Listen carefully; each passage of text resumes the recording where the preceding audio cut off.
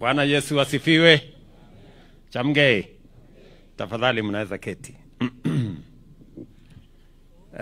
Baba wetu Askofu Kipsoi na viongozi wote wa kanisa, ndugu viongozi wale wengine wote, pamoja na wananchi wa Kristo, watu wa hapa Chepkorio na Keyo South, hamjambo tena.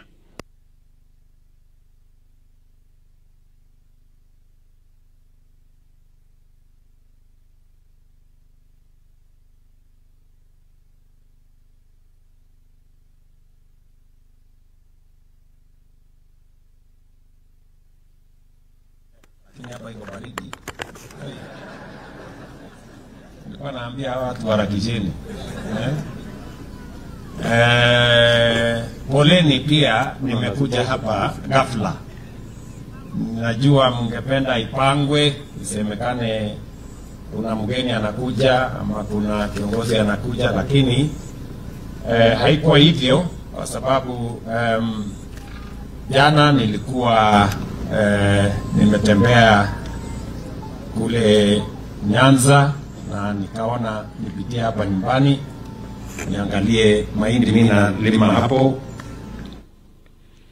Mnajua hapa mvua kidogo ilikuwa inatuhepa hepa, so nikakuja kuangalia, na Mungu ametujalia jana nimefika mvua ikanyesha. Kasema hii bahati mzuri, na ndio nikasema ya kwamba nipitie hapa kanisani. Asante sana kwa kutukaribisha. Huyu bishop wetu amesema hapa ni kijiji village. Sasa hiyo kijiji village kama ile watu walikuwa wanasema ile kijiji ya Yesu ilikuwa inaitwa nini? Nazareth. Ndio ilikuwa bottom up. Sasa nimekuja hata mimi hapa bottom up, kwa sababu amesema hapa ndio pale kabisa village. So nimefurahi sana kufika hapa kwenu. Asante sana kwa kutukaribisha. Asante Bishop kwa kutunenea neno la Mungu, na tumefurahi sana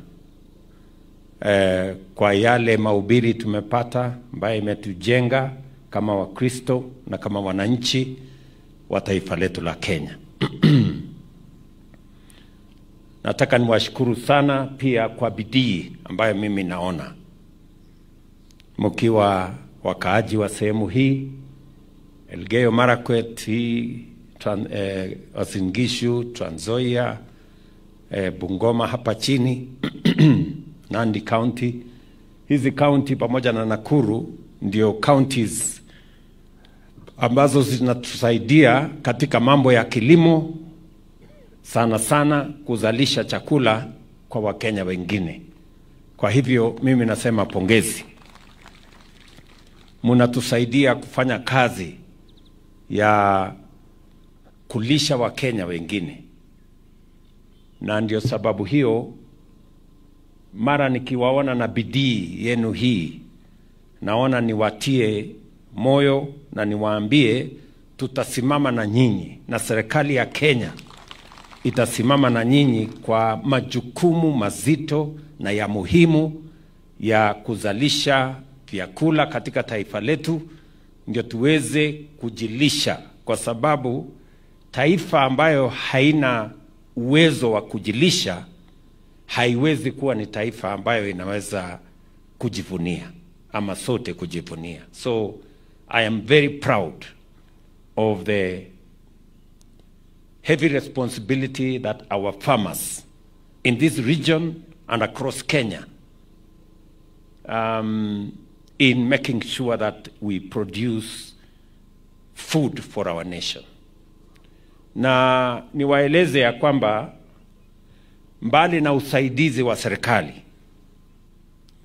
ya mbolea, pembejeo na zile zingine,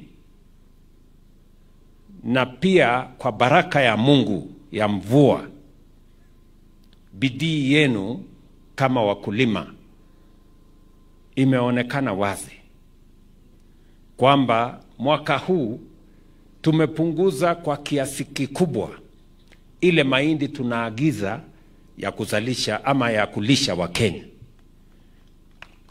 na tumepunguza kiasi kikubwa mahindi tunaagiza kutoka nchi zingine, kwa sababu mmetusaidia, mmezalisha almost 50% more food in our nation. Na mimi nasema pongezi. Mimi nataka ni warai ya kwamba bado kidogo hatujafikisha productivity ya ile uwezo mashamba yetu inaweza kusalisha. On average bado ni magunia 10, 12, 13 hivi 15, na ni kwa sababu bado mnatumia mbolea mfuko moja na nusu. Mimi nataka niwaulize, ili tuweze kuongeza productivity, tunaweza kupata 25 bags of maize, 90 kg maize per acre. Na ili hiyo ipatikane, utafiti inaonyesha ya kwamba mkitumia magunia mawili ya planting na muongeze ingine moja ama mbili ya top dressing, tunaweza kupata between 20 and 25, maybe even 30 bags per acre. Kwa hivyo we can double our productivity by making sure that we use efficient and sufficient use of fertilizer. Na wauliza wakulima wa taifa letu, we can produce enough food for our nation if we work together with farmers. Na mimi nataka niwaeleze serikali ya Kenya, tutahakikisha ya kwamba ile usaidizi mnataka kutoka kwetu, we will make sure it is available so that we can support our farmers. Na mimi nawashukuru hasa county government na viongozi wa Elgeyo Marakwet hii, kwa sababu ile masto mumefungua 17 katika sehemu hii ndio inarahisisha wakulima wapate mbolea mahali karibu, ile ambayo tumefanya subsidy. Nataka niwaeleze sasa, tumemaliza mambo ya kupanda, inafuata sasa mambo ya top dressing. Tumeweka mipango tayari, nimeeleza Waziri Mutahi Kagwe ya kwamba top dressing fertilizer tayari tuko naye katika masto zetu. Nyinyi kama wakulima mfuatilie, kwa sababu we want to enhance productivity, ama tunataka kuongeza mazao ya mashamba zetu. It is good for our nation in terms of food security. It is good for our farmers in terms of earnings and incomes for our farmers. Kwa hivyo mahindi, nyinyi ni wakulima hapa wa viazi, nimeambia hawa magovernors na viongozi wengine wote ya kwamba tuongeze cash crops. Nakumbuka kama mwaka 1.5 nilipigia simu huyu governor wenu, huyu Rotich, na nilimweleza enda ona mtu fulani, nataka tuanze kupanga mambo ya Pareto sehemu hii. Na nimefurahi ya kwamba mumeshika hiyo line. Hapo kwa Pareto tuko na cash crop ambaye inaongeza mapato yenu, na mapato hiyo ya Pareto ni every week, every 2 weeks iko kitu kwa mfuko. Tuendelee namna hiyo. Pia kahawa mnajua tumeweka usimamizi ya sawasawa kahawa. Mimi nilimeka commitment ya kwamba nitafukuza wale matapeli na cartel na wakora walikuwa wameenda kuteka nyara mambo ya kahawa. Sasa mambo ya kahawa tumesafisha. Wale walikuwa wamekwama huko tumewaondoa. Na tumesema mambo ya kahawa sasa hakuna mtu atafanya mambo ya cartel ati mtu moja ako na leseni 4. Yeye ni mkulima, yeye ni mila, yeye ni broker, yeye ni mnunuzi, na ni mtu moja. So tumetengeneza hiyo maneno, tumelainisha, na bei ya kahawa ambayo ilikuwa 50-60 shillings per kilo mwaka huu imeuzwa 110 to 150 per kilo. Pale tulikuwa tunasumbuka pia kwa sababu mkulima anapeleka kahawa yake, anangoja miezi 3, miezi 6 alipwe. Pia hapo tumenyorosha, nimelete watu wa CMA pale ndio tuhakikishe ya kwamba ile coffee exchange inafuata taratibu ambaye inahakikisha kwamba mkulima hajadhulumiwa. Sasa kupitia kwa ile reforms tumefanya kwa kahawa, sasa kahawa, ukiuza kahawa yako pale Nairobi Coffee Exchange, baada ya 5 days, not 6 months, not 1 month, 5 days, pesa inalipwa. Na mimi nataka niwaambie watu wa cooperative, kwa sababu mnalipwa baada ya 5 days, baada ya 10 days, mkulima awe na pesa yake, sio 6 months. Namna hiyo. Vile vile mambo ya chai, mambo ya miwa hapa chini pia tumenyorosha.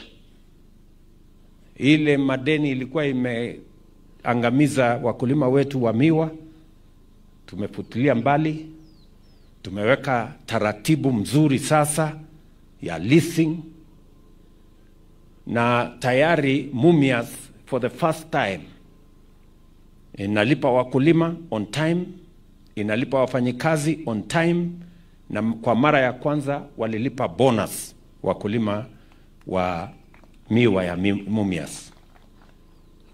In the next 1 month, maximum 2 months, zile factories zingine zote kutoka Nzoia kwenda Chemelil, kwenda Muhoroni, kwenda Soni, hata ile Miwani, zote tutakuwa tumekamilisha reform ya hiyo process, na sasa watafanya vile tuliandika kwa manifesto yetu, kwamba ile maneno ya kulipa ati serikali kutafuta pesa ya kwenda kulipa wakulima, kwenda kulipa wafanyikazi, we now have a reform process ya kuangalia na kuhakikisha kwamba hiyo kazi yote inaendelea sawa sawa.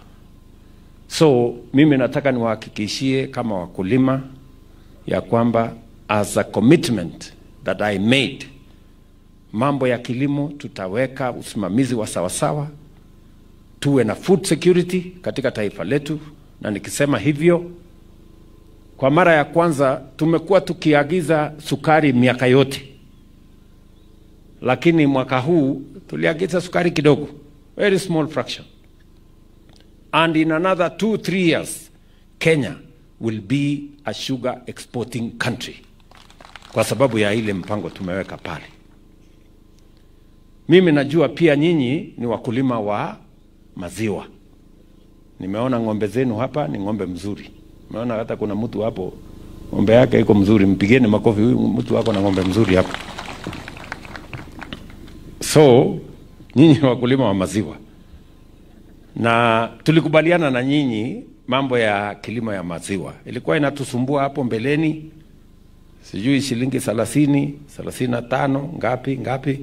Nikasema tuweke ile minimum guarantee price ya wakulima. Sasa tumekubaliana 53 shillings, 50 inaenda kwa mkulima, 3 shillings au watu wengine wote wagawane. Transporter sijui nani, mugawane 3 shillings. 50 shillings iende kwa mkulima, kwa sababu ndiye mwenye maziwa. Bila mtu kuamka mapema kwenda kukamua maziwa, hii watu wote si watapotea. So ile kitu mimi nataka sasa tukubaliane na nyinyi wakulima, na nataka mnisikize kwa makini. Tunataka kuweka reform kwa mambo ya maziwa. Tunataka mkulima awe na usemi zaidi kwa mambo ya kilimo ya maziwa. We want to bring farmers to the center of matters management of milk production, milk processing, and even the cooperatives that work on the milking, on the dairy sector. Vile wakulima wanasimamia factories yao ya KTDA, vile wakulima wanasimamia cooperatives yao ya kahawa, pia hii factories yetu ya maziwa tunataka wakulima wawe na komiti ya kusimamia, ndio mambo yao ikue sawa sawa. Ni mnanielewa?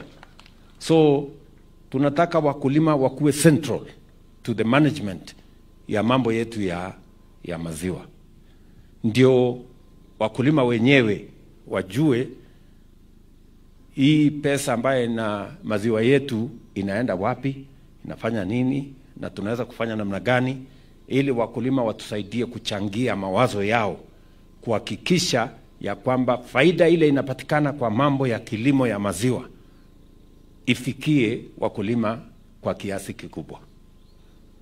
Saa hizi maziwa kweli tunauza 50 shillings ama hiyo 53, lakini maziwa ile ya packet, ile ya packet ya nini inauzwa pale kwa nini ni shilingi 120. Sasa kati ya 50 na 120 hapa katikati iko Kiswahili, tunataka tuchunguze hii hapa, na mimi nataka wakulima wakuje ndio tusaidiane hiyo kazi. Ama namna gani? Si maziwa ndio yenu? Kwani nyinyi hamtaki kujua kati ya 50 na 120 nini iko hapo katikati? So ndio mimi nataka wakulima wakuje hapo ndio tuangalie pamoja. Kama kuna Kiswahili, tuko na watu wengi wanaelewa Kiswahili.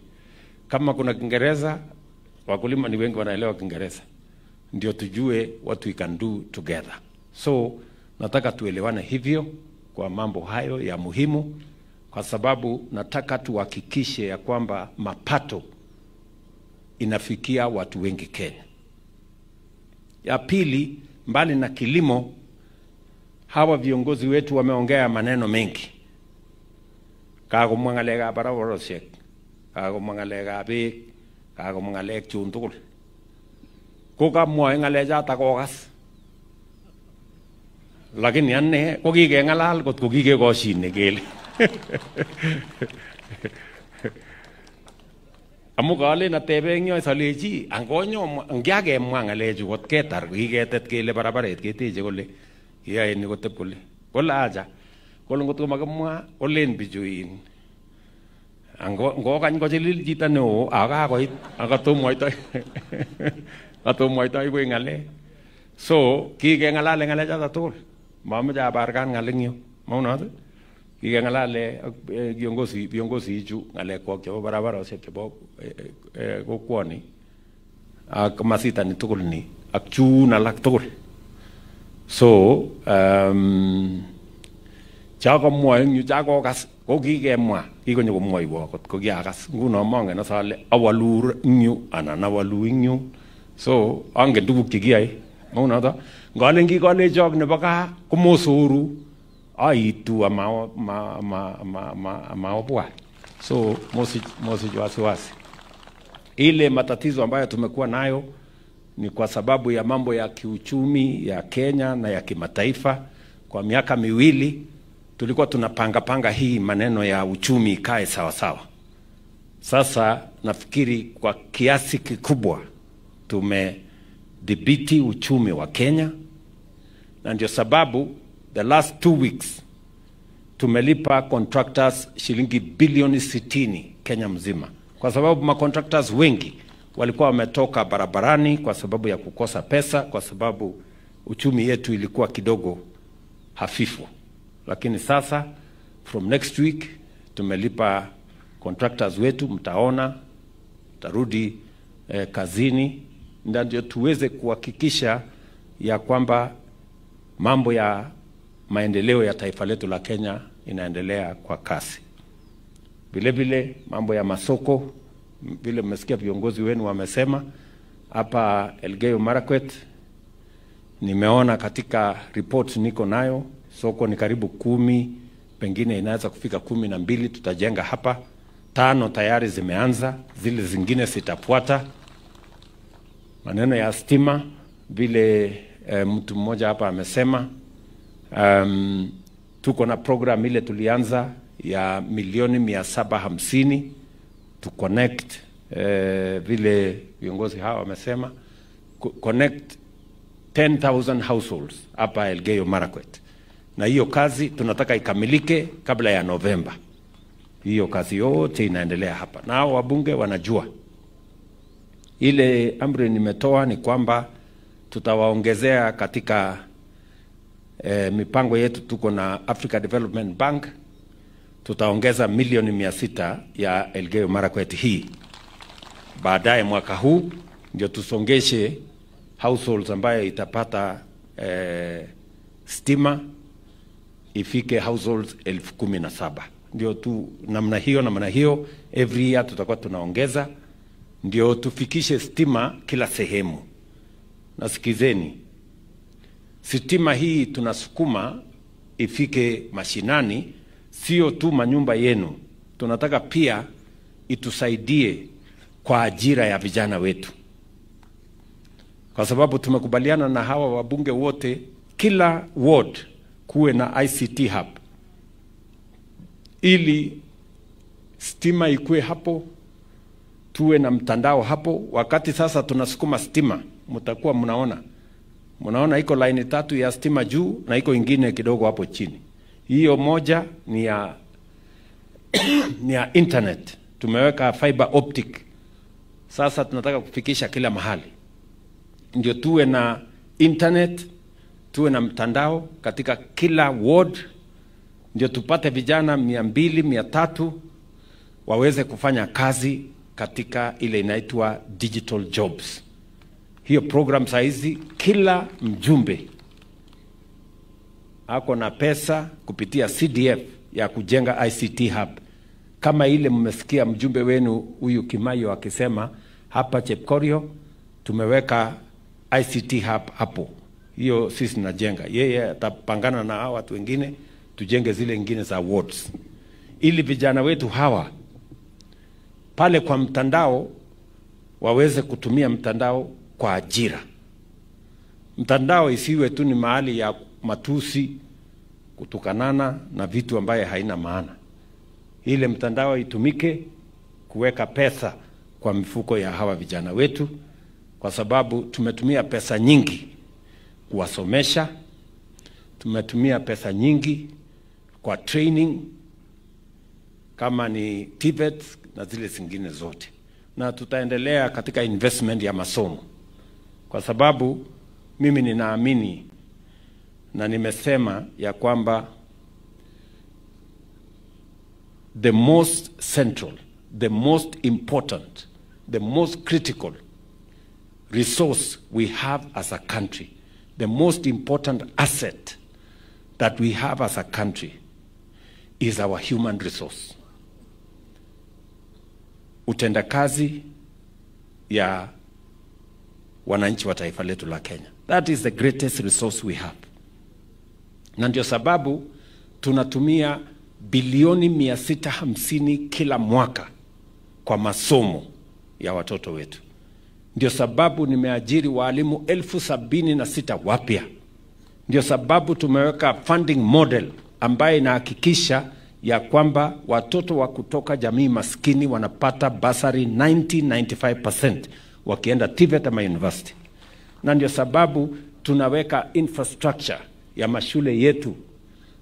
Tumejenga madarasa 17,000 ya kusaidia katika hii transition ya CBC. Na vile vile saa hizi tuko na partnership na World Bank kujenga tena 1,600 laboratories katika zile mashule ambazo hazina laboratories.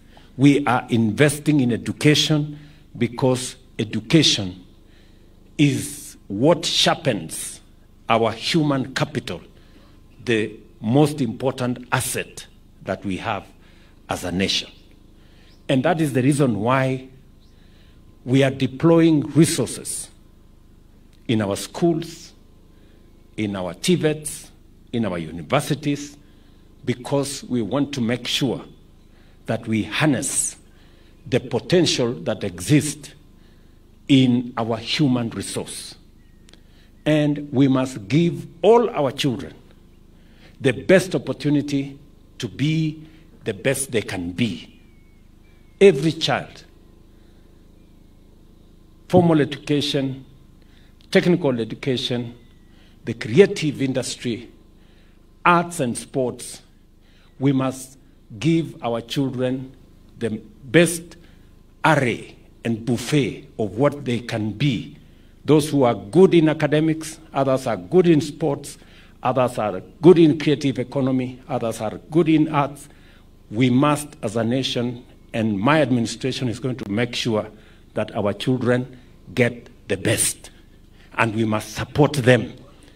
And teachers, instructors, and the managers of our education must make sure that every child in every school, TVET, or college, or university, get the best opportunity.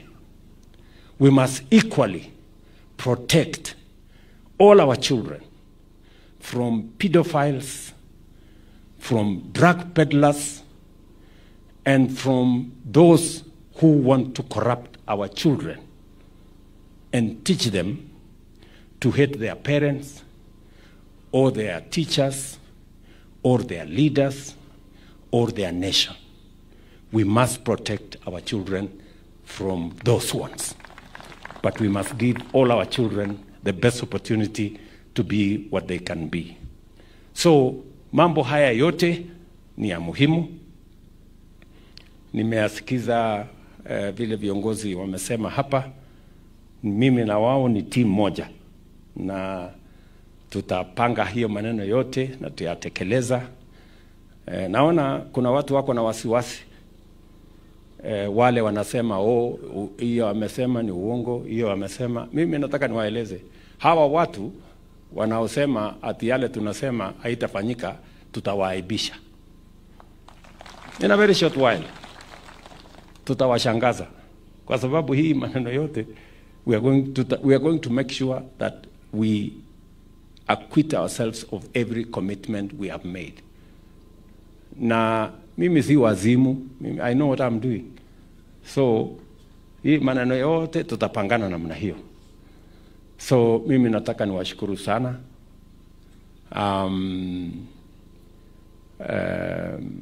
Kwa sababu nimekuja kwa maombi ya kanisa hapa, na mmejenga kanisa mzuri ndogo ya kijiji Nazareth, hiyo mzuri. Sasa imesemekana kuna kazi kidogo kidogo imebaki hapo. Nitapangana na hawa kabla sijaondoka tumalize hiyo kazi imebaki na nini. Sitaki kutangaza hapa. Kuna watu wengi wenye wako na wivu na manabii wa so bishop na huyu mtu wangu wana assistant chief, hiyo kanisa yenu nitamalizia nyinyi ile mahali imebaki, sijui nyumba ya pastor na hiyo maunada kosia arogeniga inyu kunde konget kidogo kumami kipchumba ak piju rabroti jobonyo tarne konget ngyo kidogo bas otestai kanisa maunada ko chun alak chun komwa ole meje keteje ko sio pangan sio moiwo ngoma mojait komayagu ngalatinye biik chechang. Atinye deputy president ngyo, atinye biik chechang imuche nyokwai kasinata. So tutafanya hiyo pamoja. Ngalek chikomwa chebo KMTC ngyu ko chebo iman. Kararan ketech KMTC. Ko si achengwok chepkondok kidogo wiki no ayagu kimayoini nyotau otech. Maunada otau otech KMTC ngyo. Maneno ya SHA. I must congratulate the leadership of Elgeyo Marakwet County. I must congratulate the leadership of Governor Rotich, the governor of Elgeyo Marakwet. Hii Elgeyo Marakwet katika registration ya wananchi kwa SHA ndio namba 3 Kenya mzima. na katika kuandikisha wananchi wa hapa, sasa mumeona pesa imeanza kuja kutoka claims ya SHA ambayo inakuja kusaidia ile hospitali, zahanati na facilities ya hapa kwenu. Sasa ile pesa imeongezeka. The more you treat your people, the more SHA will pay for that treatment. Na ndio sababu hiyo public facilities ambazo zamani pale hazikukuwa katika mpango hii, sasa public facilities will be the biggest beneficiaries of the payments we will be making from SHA. So mupange vizuri, mujisajili, na katika kujisajili kwa mpango huu wa Taifa Care, musisikize wale wanaendesha propaganda. Kuna magavana wengine na watu wengine wanaendesha tu propaganda, oh SHA ifanye kazi, SHA ifanye kazi, sijui nini. Nyinyi, you know what you are doing. Huyu governor na county ya hapa, they know what is going on. So wale wengine wataamuka siku ingine. For you, songa mbele. Na wale wako tayari tuendelee pamoja. Kwa sababu SHA is going to work. Mimi siwezi kwenda kufanya kazi ambaye haina mpango. I have been here for a long while. Mimi ndio tulisaidiana tukaongeza kwanza NHIF. NHIF ilikuwa inalipwa 300 shillings kila mtu. Tukakuja tukaifanyia reform, ikafika mahali ilifika, ilishindikana. Na ndio nikasema katika uchaguzi ambaye ilipita tutabadilisha. I made a commitment that we are going to change NHIF, and that is exactly what is going on. And this is going to work 10 times better than NHIF, I am sure. So msikuwe na wasiwasi. Wengine, unajua hata hii mbinguni kwenda, kuna mwenye anaokoka leo, kuna mwenye ataokoka kesho, kuna mwenye ataokoka next week, si ndio? Na mahubiri ni ile tu. Lakini kuna mtu hata hapa saa hii, hata pale hapa tumeketi, si tumehubiriwa na huyu bishop. Kuna wengine amesikia ataokoka. Lakini kuna wengine hapa watu tu wanangojea siku yao ya kuokoka. Ataokoka siku nyingine. Hata ile yote ilisema na bishop hawakusikia. Kwa sababu siku yao bado. Sawa sawa. So hii maneno mjisajili, and I want to congratulate the leadership of many governors who are looking at how we can work together to make sure that we deliver health and universal health to all our people, all Kenyans, wherever they are. Na najua kuna mkutano, nafikiri ni kesho, ama ni kesho kutwa. Lini wewe gavana? Kesho. Kuna mkutano kesho ya counties, governors na wizara ya afya, ndio tulainishe maneno ambayo iko namna hii. Saa zingine ni kutoelewa, saa zingine ni shida fulani, ndio sisi wote tutembee pamoja. And I want to encourage leaders to be part of the solution, not to compound the problems. So we need to work together. Na mimi nataka niwaulize pia, sisi wote kama wananchi wa taifa la Kenya, tushirikiane, tufanye kazi pamoja, kwa sababu umoja ni nguvu. Tukitengana tunakuwa wadhaifu. Na neno la Mungu linasema, Mathayo 5:9, heri wapatanishi, wale wanaleta watu pamoja na kwa amani, wataitwa wana wa Mungu. We must work together. Tupatanishe wananchi wa taifa letu la Kenya na tupeleke taifa letu la Kenya mbele. Kwa hivyo asanteni sana. Mimi nimefurahi kufika hapa. Kule Kapngetigini